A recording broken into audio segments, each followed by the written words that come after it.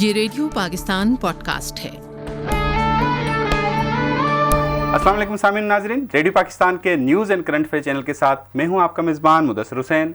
سامعین ناظرین، آج پروگرام میں جو مہمان شخصیت موجود ہیں متحدہ قومی موومنٹ کے ممبر قومی اسمبلی ہیں، رہنما ہیں صلاح الدین صاحب ہمارے ساتھ آج شریک گفتگو ہیں۔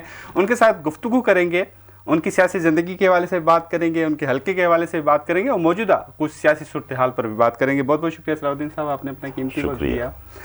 جیسے کہ ہمارے پروگرام کا فارمیٹ ہے، ہم سیاسی رہنما جو آتے ہیں ان کی ذاتی زندگی کے حوالے سے معلوم کریں گے۔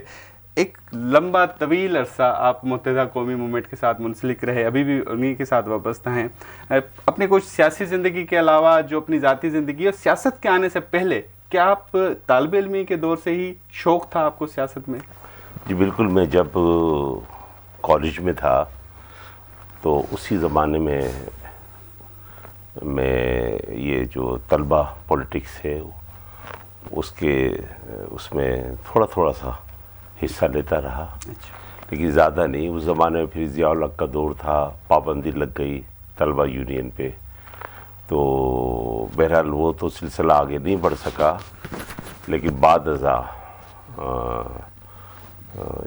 جب اے پی میں کیو ایم پاکستان بنی تو اس میں نے بھرپور حصہ لیا پہلے دن سے۔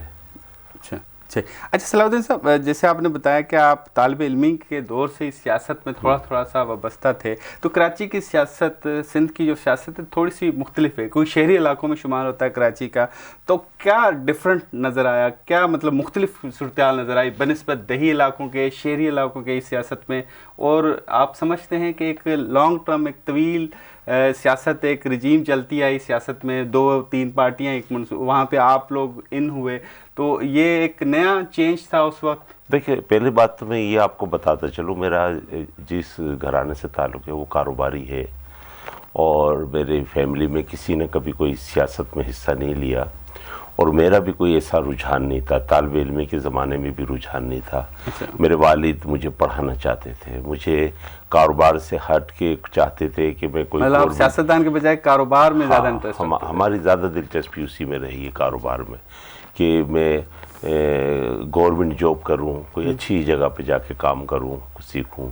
لیکن جب ہماری بدقسمتی ہے ہمارے صوبے کی خاص طور پہ کہ وہاں کوٹا سسٹم حائل ہو جاتا ہے، میں انجینئر بننا چاہتا تھا، بہت ہی معمولی سی پرسنٹیج، بہت ہی پوائنٹ سم تھنگ کے بعد سمجھے میرا ایڈمیشن نہیں ہو سکا۔ میں نے بہت کوشش کی، میرے والدین کی خواہش تھی، میری خواہش تھی انجینئر بننے کی، الیکٹریکل، سول یا کس شعبے؟ کوئی بھی انجینئر بننے کی خواہش تھی، تو وہ پوری نہیں ہو سکی، باوجود اس کی کہ بہت محنت بھی کی تھی، اچھے مارکس بھی تھے، لیکن ظاہر بات ہے وہاں دیہی اور شہری کوٹا ہے، تو اس میں ہم اس کا شکار ہوئے، اور آخری میں ایک غصہ، ایک فرسٹریشن کہ باوجود اس کے کہ میرے بہتر مارکس تھے، لیکن وہ میرے ساتھ پڑھنے والے میرے دوست، میرے بھائی، وہ بھی میرے بھائی تھے، لیکن ان کے پاس چونکہ دیہی ڈومیسائل تھا، ان کا ایڈمیشن ہو گیا، باوجود اس کے کہ ان کا پرسنٹیج مجھ سے بہت کم تھی، تو ان کا ایڈمیشن ہو گیا، میرا نہیں ہوا، تو وہ ایک غصہ تھا۔ اس کے بعد میں نے اے پی میں سے جوائن کی، باقاعدہ اس میں حصہ لینا شروع کیا، اور یہ وہ دور ہے جب ایم کیو ایم 18 مارچ 1984 کو معرض وجود میں آ گئی تھی، اس کے ہم جیسے ہی ہوئے تو اس میں حصہ لینا شروع کیا۔ صلاح الدین صاحب، جس غصے کا ذکر آپ کر رہے ہیں، جس زیادتی کا ذکر کر رہے ہیں، جس کا شکار آپ بقول خود کہہ رہے ہیں کہ آپ ہوئے، بطور سیاستدان آپ نے اس کا ازالہ کرنے کے لیے کوئی اقدام اٹھایا کہ اور کوئی صلاح الدین اس کا نشانہ نہ بنے یا اور کوئی متاثر نہ ہو؟ ہمیں کچھ نہ کچھ دیکھیے، یہ تو ایک بہت ہی امتیازی قسم کا قانون ہے جو کہ بھٹو صاحب نے 10 سال کے لیے پاکستان سندھ کے لیے نافذ کیا تھا، کوٹا سسٹم، اور اسے جہاں 1984 میں ختم ہو جانا، 83 میں ختم ہو جانا چاہیے تھا اس کو، کیونکہ 10 سال کے لیے 1973 کے بعد لگایا تھا انہوں نے، 73 میں، 1983 میں ختم ہو جانا چاہیے تھا 10 سال، لیکن جنرل ضیاء نے اپنے طور پہ اس کو ایکسٹینڈ کر دیا، پھر اور سب کی مجبوری ہے، جو بھی حکمران ہے ان کی مجبوریاں انہیں جو ہے اس چیز کے لیے مائل کرتی رہیں کہ وہ اس کو ایکسٹینڈ کرتے رہیں، اس لیے کہ ان کو شاید ہم سے زیادہ جو وہاں پر جو قوم پرست ہیں یا دوسرے ہیں لوگ، ان کو زیادہ اہمیت دینی تھی یا ان کی بات سننی تھی یا ان کو زیادہ سمجھ لیں کہ نوازنا تھا، یہ بھی کہہ سکتے ہیں. تو بدقسمتی ہے کہ پاکستان، لیکن اس سے ہوا کیا آپ یہ دیکھیے، اس سے ہوا کیا؟ کسی نے بھی پاکستان کی خدمت نہیں کی. جو میرٹ نکل کر آنی تھی، جو پاکستان کی میرٹ بننی تھی، پاکستان کو انہیں آگے بڑھانا تھا، ایک ترقی دینی تھی، ایک کامیاب مستحکم پاکستان بنا، وہ تو آپ نے میرٹ کا تو بالکل ہی وہ جنازہ نکال دیا. اور اس کے نتیجے میں وہ لوگ منتخب وہاں سلیکٹ ہو کے ایجوکیشن میں پہنچے، بعد ازاں ملازمتوں میں بھی وہی کوئٹہ تھا، تو اس کے نتیجے میں لوگ وہاں ملازمتوں میں پہنچے. اب صورتحال ہمارے دفاتر کی جو بھی ہے، وہاں جو لوگ کام کر رہے ہیں، آپ دیکھیے کہ سندھ میں ایجوکیشن کا کیا حال ہے. صحیح. اچھا صلاح الدین صاحب، یہاں پہ کیونکہ ہم تھوڑی سی بات کریں گے آپ کے حلقے کے حوالے سے، کیونکہ آپ جس حلقے سے منتخب ہو کے آئے ان کے مسائل کے حوالے سے، کیونکہ آپ کو ناظرین دیکھ بھی رہی ہے، سن بھی رہی ہے، تو آپ کے حلقے میں ویسے بنیادی طور پہ کون کون سے ایشوز ہیں جس کے لیے آپ کوشش کر رہے ہیں کہ یہ حل ہو جائیں تو اس علاقے کا بھلا ہو جائے گا؟ دیکھیں، حیدرآباد شہر ایک تاریخی شہر ہے، ایک صنعتی شہر ہے، اور کسی زمانے میں تو حیدرآباد جو ہے سندھ کا پورے پاکستان کا جو ہے تیسرا بڑا شہر ہوا کرتا تھا، لیکن آج بھی سندھ کا دوسرا بڑا شہر ہے حیدرآباد. اور حیدرآباد اس لحاظ سے بہت زبردست شہر ہے کہ بیفور پارٹیشن کے یہاں پر بہت ساری ایسی نوادرات موجود ہیں کہ جن کو دیکھ کے لوگ خوش ہوتے ہیں. ہمارے بہت سے ٹورسٹ آتے ہیں، ان جگہوں کو دیکھتے ہیں، ہمارے جو میوزیمس ہیں ان کا وزٹ کرتے ہیں. تو ایک بڑا زبردست شہر ہے اور ٹھنڈی ہواؤں کا شہر ہے. اس کو پورے پاکستان میں اس حوالے سے اس کے جو ہوادان ہوا کرتے تھے، ایئر کیچر، پورے پاکستان میں پوری دنیا میں اس کی حیدرآباد کی یہ پہچان ہے. تو حیدرآباد بڑا پیار کرنے والے لوگوں کا شہر ہے، بڑا زبردست شہر ہے. اور اس میں یوں سمجھ لیجئے کہ حیدرآباد سیاسی طور پہ بھی ہمیشہ متحرک رہا ہے. وہ ایوب خان کے خلاف تحریک چلی ہو، اس میں بھی متحرک رہا.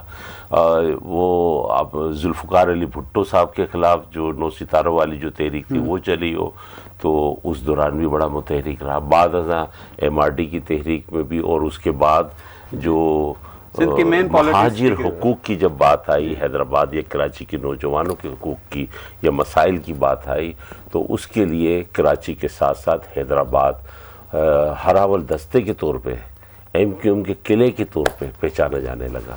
مضبوط قلعہ ثابت ہوا. آج بھی MQM کے ساتھ حیدرآباد کھڑا ہے، حیدرآباد کی عوام کھڑی ہے، اور حیدرآباد کا 100% مینڈیٹ آج بھی MQM کے پاس ہے. یہ تو حقائق جو آپ نے بتایا، تاریخی پس منظر، سیاسی پس منظر وہ بتایا.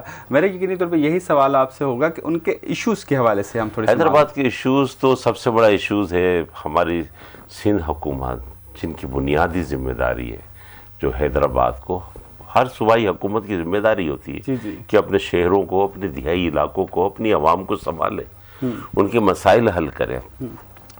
تو ایک تو حیدرآباد میں یا کراچی میں یا پورے سندھ میں یا پاکستان میں ہمارا جو بلدیاتی نظام ہے اس طرح سے نافذ نہیں ہو سکا جیسے ہونا چاہیے، ماں سوائے صرف پرویز مشرف صاحب کے دور میں جو انہوں نے نافذ کیا تھا، جس میں زیادہ اختیارات بلدیاتی نمائندوں کو دیے گئے تھے. اس کی وجہ سے ظاہر بات ہے سارا وہ جو توجہ کی ضرورت تھی وہ پھر صوبائی حکومت کی طرف سے ان کے اوپر ذمہ داری چلی گئی نا بار بار. ابھی بھی صوبائی حکومت نے کوئی توجہ نہیں دی حیدرآباد کو، اور اس کے نتیجے میں حیدرآباد شہر مکمل طور پر نہ صرف نظر انداز ہوا بلکہ مکمل طور پہ تباہ و برباد ہو گیا، انڈر بن گیا. تو میں نے سنا نا، دیکھیں ہمارے شہروں کا سب سے بڑا مسئلہ یہ ہے کہ وہاں کے نوجوانوں کو جو تعلیم ملنی چاہیے اس میں امتیاز بڑھتا جا رہا ہے. سمجھے نا، تعلیم کے راستے مسدود کیے جاتے ہیں اور انہیں روکا جاتا ہے. وہ مانگتے ہیں، کہتے ہیں کہ بھائی ہم تو کہتے ہیں کہ ہر ڈسٹرکٹ میں ایک یونیورسٹی بنا دو. سمجھے نا، ہم نے حیدرآباد کے لیے یونیورسٹی بنائی، کراچی سے اسلام آباد سے منظور بھی کرا لی وفاقی حکومت سے. اس کے باوجود ہماری جو صوبائی حکومت ہے اس نے روڑے اٹکائے اس کے، اور آج تک وہ اس پروجیکٹ کو, اس کام کو آگے نہیں بڑھنے دے رہی ہے وہ. اسی طرح سے روزگار 14 سال سے وہاں پر ایک حکومت قائم ہے. وہ کہتے اس کا دعویٰ ہے کہ ہم نے 3.5 لاکھ جابس دی سندھ کے نوجوانوں کو. سندھ کے نوجوانوں کو یا پیپلز پارٹی کے ورکرز کو, سمجھے نا. وہاں یہ بھی امتیاز بڑھتا. ہمارے صوبے کا اور ہمارے شہر کا سب سے بڑا ایشو یہ ہے کہ انسانوں کے درمیان وہاں امتیاز بڑھتا جا رہا ہے. ٹھیک ہے, ایک ایشو میں بتا رہا ہوں, ایشوز آپ نے ایشوز پوچھے نا وہاں کے, لیکن یہاں پہ سوال بھی کہوں کہ امتیاز بڑھتا جا رہا ہے. اسی طرح سے وہاں دیکھیے اربوں روپے, ہزاروں ارب روپیہ صوبوں کو ملا, خاص طور پہ 18ویں ترمیم کے بعد. سارے وسائل وفاق سے نکل کے صوبے کے پاس چلے گئے. ہمیں امید تھی کہ اب ہمارے صوبوں کے مسائل حل ہو جائے. ماضی میں تو شاید ہم آپس میں لڑتے رہے, لیکن اب نہیں لڑیں گے. اب وسائل زیادہ رہیں گے, اب وسائل زیادہ ملیں گے, زیادہ ہم کام کر سکیں گے. وہ بھی کرپشن کے نظر ہو گیا. شہر ٹوٹ پھوٹ کا شکار ہو کے کھنڈر بن گیا. آپ پنجاب میں جاتے ہیں, آپ سرحد جاتے ہیں, دوسرے شہروں میں جاتے ہیں تو آپ کو بہترین شہر نظر آتے ہیں. وہاں بہترین infrastructure, road infrastructure, fly over, فلاں چیزیں ملتی ہیں. حیدرآباد شہر میں ایسی کوئی چیز نہیں ملے گی آپ کو. اور اس وقت اگر آپ مجھ سے پوچھیں گے شہر کا سب سے بڑا مسئلہ کیا ہے, ایک تو وفاقی ادارہ آتا ہے ہیسکو. اس کا جو بجلی سپلائی کا فراہمی, بجلی کا جو نظام ہے وہ مکمل طور پہ بوسیدہ ہو چکا ہے, ناکارہ ہو چکا ہے. اور وہاں لوگوں کو بجلی ملتی نہیں ہے, گھنٹوں کی نہیں بلکہ کبھی کبھی تو ایسا ہوتا ہے کئی دنوں اور ہفتوں تک پورے علاقے اندھیرے میں ڈوب رہے تھے. ایک ایشو یہ ہے ہمارے شہر کا. ایک ایشو ہمارے وہاں کا یہ ہمارے شہر کا ہے کہ ہمارا سیوریج کا نظام جو ماضی میں ڈالا گیا تھا, سمجھے نا, اور ناکافی تھا. باوجود اس کے کہ حیدرآباد شہر میں بڑے بڑے پلازا بن گئے, نئے ہاؤسنگ اسکیم آ گئی, لیکن وہ نکاسی آپ کا جو بھی انتظام کرنا چاہیے تھا صوبائی حکومت کو یا اس کے ماتحت اداروں کو, انہوں نے نہیں کیا وہ انتظام. اسی طرح سے واٹر سپلائی فراہمی آپ کا مسئلہ. آپ دیکھیے ہماری سپریم کورٹ نے, ہماری ہائی کورٹ نے, ان کے ججز نے رپورٹ دی کہ حیدرآباد میں اور پورے پاکستان میں بھی جو لوگوں کو, شہریوں کو پانی فراہم کیا جا رہا ہے وہ مضر صحت ہے. وہ فضلہ ملا, انسانی فضلہ ملا پانی ہے. ٹھیک ہے, وہاں کا وہ نظام تباہ ہو چکا ہے. اور اسی طرح سے حیدرآباد شہر میں جو صفائی کا نظام ہے, بلدیہ کے پاس اتنے سویپنگ اسٹاف نہیں ہے, اتنی مشینیں نہیں ہیں, اتنے وسائل نہیں ہیں کہ وہ صفائی بہتر انداز میں کر سکے. تو وہ اس کی وجہ, یہ ایسے ایشوز ہیں جن کی وجہ سے شہری, حیدرآباد کے شہری بہت زیادہ پریشان ہیں. آپ نے ایشوز تو ہائی لائٹ کیے اور اس کی تفصیلات بھی بتائیں, لیکن بطور ممبر قومی اسمبلی, پارلیمنٹیرین, وفاق کے نمائندے وفاق میں موجود ہیں, آپ کیا کردار ادا کر سکتے ہیں؟ کیا وفاق کی سطح پہ بھی آپ ان مسائل کو حل کرنے کی کوشش کر سکتے ہیں؟ دیکھیے تقریباً 4 سال ہو گئے اب ہمیں الیکٹ ہوئے ہوئے, اور یہ میرا سیکنڈ ٹرم ہے. میں MNA ہوا ہوں حیدرآباد شہر سے, اور میں آج سے 27-28 سال پہلے MPA بھی رہا ہوں اسی شہر سے, اور ایک مرتبہ میں UC چیئرمین بھی رہا اسی شہر سے. میں اپنی پارٹی کا زونل انچارج بھی رہا اسی شہر سے 5 سال تک. ٹھیک ہے نا. اس شہر نے ہمیں بہت عزت دی ہے. ہم اس شہر کے مسائل کو جب دیکھتے ہیں, اپنے لوگوں کو تکلیف میں کا شکار دیکھتے ہیں, وہ خواہ کوئی بھی زبان بولنے والا, وہ اردو بولنے والا ہو, وہ سندھی بولنے والا ہو, وہ پنجابی, پشتو, کوئی سی بھی زبان ہو, وہ سارے میرے لوگ ہیں, وہ سارے میرے لوگ ہیں. ہم سب کی بات کرتے ہیں. تو ظاہر بات ہے ایک MNA کا کام کیا ہوتا ہے. بنیادی طور پہ ایک MNA کا کام نالیاں بنوانا نہیں ہوتا ہے. ایک MNA کا کام جو ہے یہ روڈ گلیاں بنوانا نہیں ہوتا. اس کا بنیادی طور پہ نیشنل اسمبلی میں آ کے پاکستان کی خارجہ پالیسی, پاکستان کی داخلہ پالیسی, پاکستان کی معاشی پالیسی, اس کے ساتھ ساتھ اپنے جو شہر ہیں ان کے مسائل پہ بات کرنا ہوتا ہے. آپ پچھلے 4 سال اٹھا کے دیکھ لیں, ہم جب موقع ملا ہمیں نیشنل اسمبلی میں, ہم نے بہت کھل کے اظہار خیال کیا, اپنے شہر کے مسائل یہاں بیان کیے. اور چونکہ ہمیں یہ ہمیشہ شکایت رہی ہے کہ صوبائی حکومت ہمارے مسائل حل نہیں کرتی ہے, تو ہم نے وفاقی حکومت سے یہ درخواست کی, ہم نے کوشش کی کہ وہ ہمیں کچھ فنڈ فراہم کرے، اس طرح سے فنڈ وفاقی ادارے اس پر کام کرے کہ تاکہ شہر میں جو ٹوٹ پھوٹ ہو چکی ہے، جو گلی محلے سڑکیں تباہ ہو چکے ہیں، جو سیوریج کا نظام تباہ ہو چکا ہے، جو واٹر سپلائی کا نظام تباہ ہو چکا ہے، تو اسے کچھ بہتر بنایا جا سکے، اسے دوبارہ سے اس قابل کیا جا سکے کہ وہ ایک شہر کے لائق ہو سکے. تو وہ ساری چیزیں ہم نے کوشش کی ہے اور اس میں ماشاءاللہ سے بڑے کامیاب بھی ہوئے ہیں. لیکن بیسک ذمہ داری، بیسک مسئلہ ہے سروسز کا. سروسز یا تو واسا فراہم کرتی ہے سروسز، یا آپ کو بلدیہ فراہم کرتی ہے جو شہری جو سیوک شہری مسائل کے حوالے جو سروسز ہیں. جب تک وہ افیکٹو نہیں ہوں گی، ہم کتنے روڈ بنا لیں، ہم کتنی گلیاں بنا لیں، ہم کتنی نالیاں بنا لیں، سیوریج کی لائنیں ڈال دیں، تو اس میں کچرا آتا رہے گا، ان میں گند بھرتی رہے گی، صفائی نہیں ہوگی تو وہی شہر میں جو ہے گندگی آپ کو نظر آئے گی. اچھا صلاح الدین صاحب، بطور پارلیمنٹیرین، کیونکہ یہ بھی تاثر ہوتا ہے نا کہ پارلیمنٹیرین اپنے اینڈ پہ بھی کوئی ترقیاتی پروجیکٹس انٹروڈیوس کروا سکتا ہے، پارلیمنٹ میں بیٹھ کے بجٹ میں اپنے پی ایس ٹی میں ڈلوا سکتا ہے کہ بھئی یہ میرا ایشوز ہے. تو آپ نے جیسے جن مسائل کا ذکر کیا، کیا ان مسائل کے حل کے لیے بطور پارلیمنٹیرین آپ نے ان پروجیکٹس کو انٹروڈیوس کروایا وفاقی حکومت کے وفاقی بجٹ میں، اور وہ کون کون سے بڑے پروجیکٹس ہیں جس کو پایہ تکمیل تک پہنچانے میں آپ کامیاب ہوئے ہیں؟ دیکھیے، حیدرآباد شہر چونکہ وہ شہر کے لوگوں نے مجھے ووٹ دیا اور ایک بار نہیں کئی بار عزت دی، اس جگہ پہنچایا جہاں پر میں سوچ نہیں سکتا تھا. اس شہر کا ایک 50 سال سے مطالبہ تھا کہ ان کے لیے الگ یونیورسٹی بنائی جائے. وفاق سے ہم نے اس کا چارٹر منظور کروایا ہے. اس پہ ہم کوشش کر رہے ہیں کہ حیدرآباد میں وہ یونیورسٹی قائم ہو جائے اور بچے وہاں پر بلا امتیاز پڑھ سکیں. صحیح. اچھا، یہ ایک تعلیم کے میدان میں چیز تھی. ایک اور چیز، جب میں پہلے ایم این اے تھا، اس دفعہ تو چونکہ زیادہ مسائل روڈ کے گلیوں کے یہ تھے، تو اس لیے میری توجہ ان چیزوں پہ نہیں گئی جس پہ جانی چاہیے، جو ہمارے سوشل سیکٹر کے جو پروجیکٹ ہوتے ہیں ان پہ.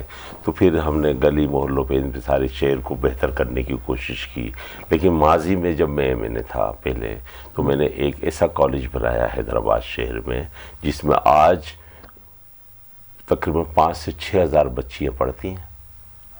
اچھا، یہ مذاق بات نہیں اپنے میں نے بنایا. فنڈ ظاہر بات ہے گورنمنٹ کے فنڈ استعمال کیے، لیکن وہ کوشش کر کے وہ کالج بنایا جسے خورشید بیگم گرلز ڈگری کالج ہے وہ. اور اس علاقے میں بنایا جہاں کی بچیاں، چونکہ حیدرآباد جو ہے برادریوں کا شہر ہے، اور برادریاں اس طرح سے ہے کہ بچیاں جیسی بڑی ہونے لگتی ہے تو ان کو دور پڑھنے کے لیے نہیں بھیجتے ہیں. تو ہم نے اس علاقے میں یہ کالج بنایا کہ جہاں کی بچیاں تعلیم حاصل کرنے میں ناکام ہو رہی تھیں، آج وہاں پر ہزاروں بچیاں پڑھ رہی ہیں. ہم نے اسکول اسی طرح سے مکمل اسکول بنایا. ہم نے اسی طرح سے حیدرآباد میں جو ڈسٹرکٹ کے ہاسپٹل ہوتے ہیں ان کو رینوویٹ، نہ صرف رینوویٹ کیا بلکہ ان میں توسیع کی. پریٹ آباد ہاسپٹل ہے اس میں شامل، اس میں اسی طرح سے سی ڈی ایف یا زنانہ ہسپتال ہے شامل، اور ان میں توسیع کی. اسی طرح سے کئی اسکول ہم نے اس وقت بنوائے کہ جس میں ہوپ فل ہائی اسکول ہے، جس میں سٹی کالج ہے. سٹی کالج میں نئے ہم نے کلاسیں بنائے، فرنیچر دیا، اور دوسری چیزیں ایک آئی ٹی سینٹر بنایا حیدرآباد میں. تو اس طرح سے بہت ساری چیزیں کی ہیں، صحت کے حوالے سے بھی، ایجوکیشن کے حوالے سے بھی. لیکن اس وقت چونکہ شہر بہت زیادہ تباہ تھا، سڑکوں کے لحاظ سے، گلیوں کے لحاظ سے، سیوریج اور ہمارے ڈرینیج کا جو نظام ہے اس کے حوالے سے، واٹر سپلائی کے حوالے سے، تو اس وقت تمام جو کام ہم نے فوکس کیا وہ ان چیزوں پہ کیا. صحیح. صلاح الدین صاحب، آخر میں ایک چیز پوچھنا چاہوں، کیونکہ عوامی تاثر بھی ہوتا ہے نا، عوام کے ذہنوں میں کچھ سوالات ہوتے ہیں، تو ہم بینگ ریپرزینٹیو یہاں پہ ایک عوامی نمائندے، جیسے آپ عوامی نمائندے تو ہم بھی عوام کی جو وائس ہوتی ہے، سوالات ہوتے ہیں، وہ ہم آپ کے پاس پیش کرتے ہیں. ایک تاثر ہوتا ہے کہ ایم کیو متحدہ قومی موومنٹ ہمیشہ اقتدار میں رہی، تو ان کو تو کبھی بھی شکوہ نہیں ہونا چاہیے کسی بھی حکومت سے. جیسے آپ شکوہ کرتے ہیں کہ سندھ حکومت کا بھی پارٹ آپ رہے ماضی میں، کبھی نہ کبھی رہے، تو آپ سمجھتے ہیں کہ آپ نے حصہ بننے کے بعد ان ایشوز پہ زیادہ توجہ نہیں دے پائے یا کچھ مشکلات آئیں؟ نہیں، ایک تو یہ تاثر جو دیا جاتا ہے ایک غلط تاثر ہے کہ ہمیشہ اقتدار میں رہی، ایسا ہرگز نہیں ہے.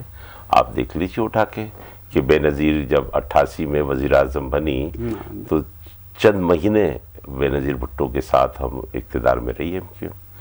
اور پھر اس کے بعد جب نواز شریف صاحب اقتدار میں آئے 90 میں تو وہ اس میں بھی کچھ ہی تھوڑے سے عرصے کے لیے اقتدار میں رہے، پھر یہی سوال ہے کہ رہے تھوڑے سے صحیح اسی طرح سے اور دوسرے زمانوں میں ہم مکمل طور پہ لیکن ایک اور چیز ہے یہاں کہ بھائی اسٹیئرنگ سیٹ پہ تو ہم کبھی نہیں بیٹھے، ہم تو اس کا حصہ بنے حکومت کا، ہم خود حکومت نہیں رہے۔ ظاہر بات ہے ایک دو چند یا منسٹری لینے سے تو مسائل اس طرح سے حل نہیں ہوتے نا، فیصلہ کرنے کی طاقت اگر صوبے میں ہے تو صوبائی جو وزیر اعلیٰ ہوتا اس کے پاس ہوتی ہے ساری، ٹھیک ہے، وفاق میں ہے تو پھر وزیر اعظم کے پاس ہوتی ہے ساری چیزیں، لیکن کوشش کرتے رہے کہ جو مسائل وفاق کے حوالے سے ہوں یا صوبے کے حوالے سے ہوں، جو مسائل ابھر کے سامنے آتے رہے ہمارے، ان مسائل پہ ہم نے بات بھی کی، احتجاج بھی کیا، آواز بھی اٹھائی اور وہ مسائل حل کرانے کی بھی کوشش کی۔ صحیح، بہت بہت شکریہ صلاح الدین صاحب، آپ نے ریڈیو پاکستان کے news and current affair channel کو اپنا قیمتی وقت دیا۔ سامعین ناظرین، آج کے پروگرام میں صلاح الدین صاحب سے خصوصی گفتگو کی۔ اس پروگرام کے پروڈیوسر تھے اسد اللہ خان، ایگزیکٹو پروڈیوسر تھے امان اللہ سپرا۔ اس کے ساتھ اپنے میزبان مدثر راجپوت کو دیجیے گا اجازت، اللہ حافظ۔ یہ ریڈیو پاکستان پوڈ کاسٹ ہے۔